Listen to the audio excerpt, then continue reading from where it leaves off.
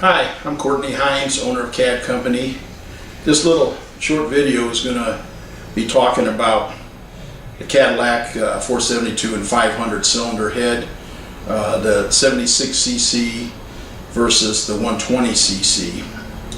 I get a lot of phone calls with guys looking for cores and have bought cores, and they take them apart and then they think they've got the wrong cylinder heads, and they read stuff on the web forums, and their buddy tells them one thing, and they just, a lot of times they're getting some wrong information. Let me start out with explaining the 76cc head came out in 1968, and they made it through 1973. A lot of people call it the high compression head, but is it really? Out of those 6 years, only 3 of them were high compression years. The other 3 were low compression years. And it's all done with the piston, not the head. So, you can't really call it a high compression head. The 120cc, they started making in 1974 and made it through 1976. Now this was called by some the low compression head or the smogger head. Well, there again, it only had 3 years of low compression. But when you use the word smogger, you have to realize that only a few of them, a very small percentage, came out with a smog pump. Of the earlier 76cc head, 5 out of the 6 years all carried smog pumps. So, which is really the smogger. A lot of people talk about the published horsepower of the later model years. You'll see some of them rated at 180 horsepower. Well, and then you get a 69 or 70 with 375 horsepower.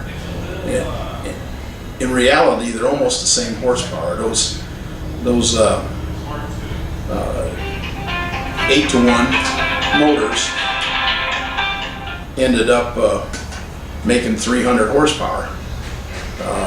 And the high compression ones were only about 3 1/4, so there wasn't a huge difference in them.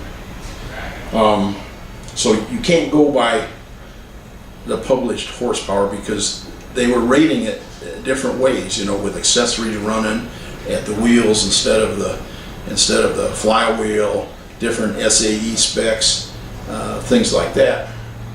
Now, a lot of people think that you can't make any power with the big chamber head. Well, that's totally wrong.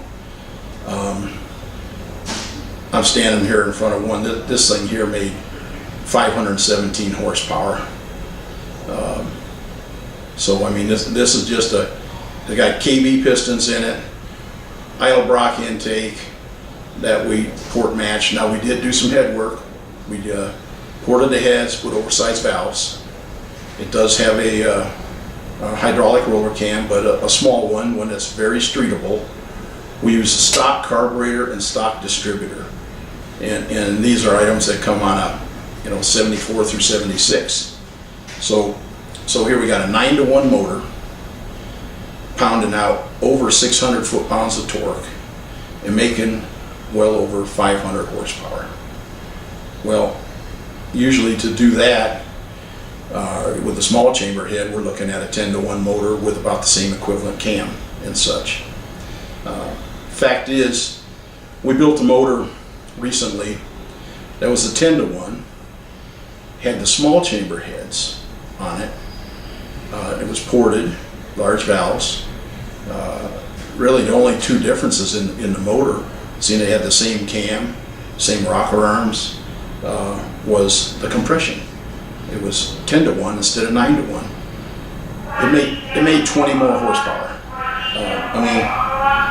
So that's a bit, and you have to consider your usage too of the vehicle, whether you're going to be going coast to coast and running into towns that just have regular fuel, or you live in a area where you got all the octane you want, or you're at high altitude. Then I'd say run the high compression. You know, it doesn't cost you anymore really, but for average cruiser running around, 9-to-1 motors and the big chamber heads really have a place. The other neat thing about the big chamber head is it's got hardened valves and hardened valve seats already. The early ones do not. And you don't have to worry about piston valve clearance because there's tons of it in it. So I'd say to you guys that, you know, bought a core and seemed disappointed that it's a big chamber, it might be just what you need. That's about all I got to say about this.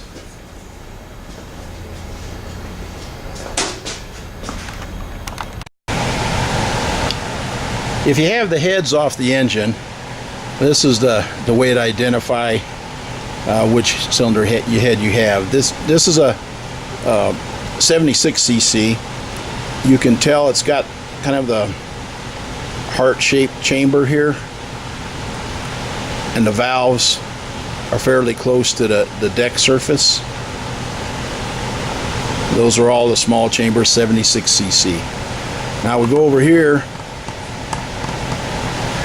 This is a large chamber, 120cc.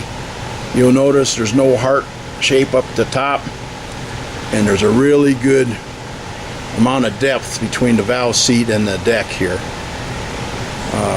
One nice thing about that is you don't have to worry about valve reliefs with a big chamber. They're so far away from the piston.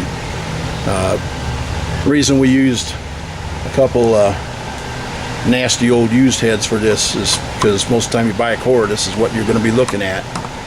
The other thing to look out for when you get a core is rust. This head here, you can tell all the pitting. I mean, it's rusted pretty good. I've actually had some heads where the top edge of the exhaust port has been rusted all the way through. It's hard to believe, but we've had them that way. It's usually, you know, engines that have been sitting around uncovered. And this is a little chart.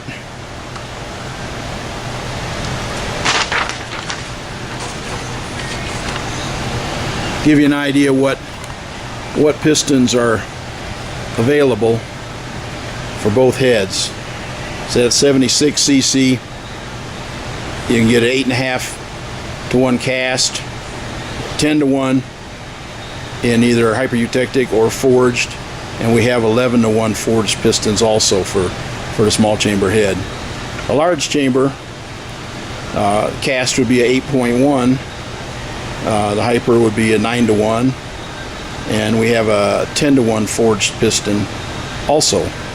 And of course, for either one of these, we can special order whatever compression ratio you want. Both of these cylinder heads respond well to large valves being installed and port work also. This gives you an idea. This is a stock size intake valve. This is an oversized one. I'm going to lay it off center here so you can see the difference in size. Big 500-inch motor needs some decent sized valves to breathe. The stock intake valve like this is 2-inch. Well, small block Chevys have that size on some of their higher performance ones. So Caddy's quite a bit bigger engine, so got to get that air in and out of there.